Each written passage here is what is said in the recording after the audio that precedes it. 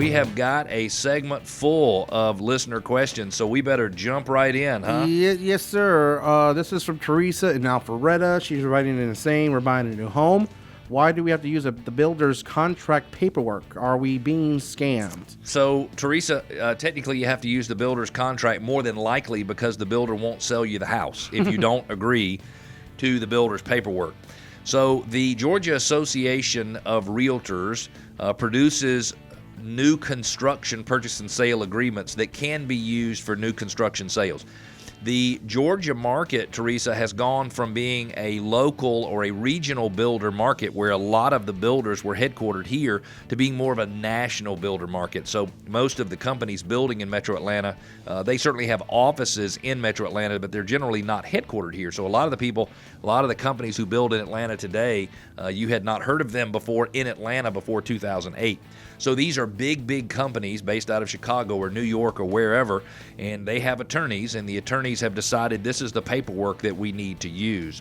I'll tell you, Teresa, that the paperwork is very one-sided.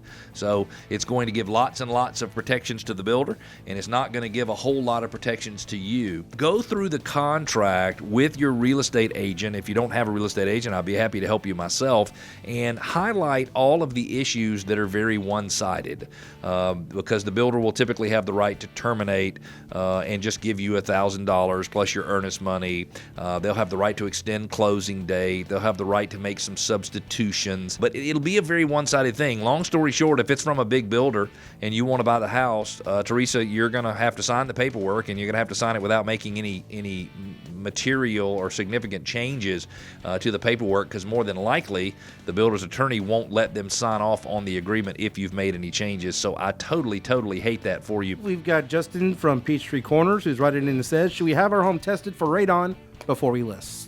So I was thinking that question was going to be, should I have a home tested for radon before I buy? And that answer would be yes. So, Alfie, I never like to buy anything, especially where my kids are going to live, and you know my kids are grown and out of the house, where there's a chance there could be radon gas. For those of you who are listening who don't have any idea what radon is a carcinogenic gas. They say it's the second leading cause of cancer. I have no way of knowing that's true or not. That's what the EPA says. Right. And it comes when granite or rock deteriorates underground, releases gas, and the gas gets in your home, and they say that gas causes cancer. Justin, I probably would not test my home for radon prior to listing the home, because I will tell you 50% of the time or 60% of the time the home buyer won't test for radon. And so I hate to say it, but why cause a problem for yourself? I mean, certainly the buyer has a right to inspect, and you don't want to inspect it and have it have radon and then not tell them about it. So if I were listing, I probably would not inspect the home for radon. If, on the other hand, you are buying a home, I would 100% test a home for radon in Metro Atlanta.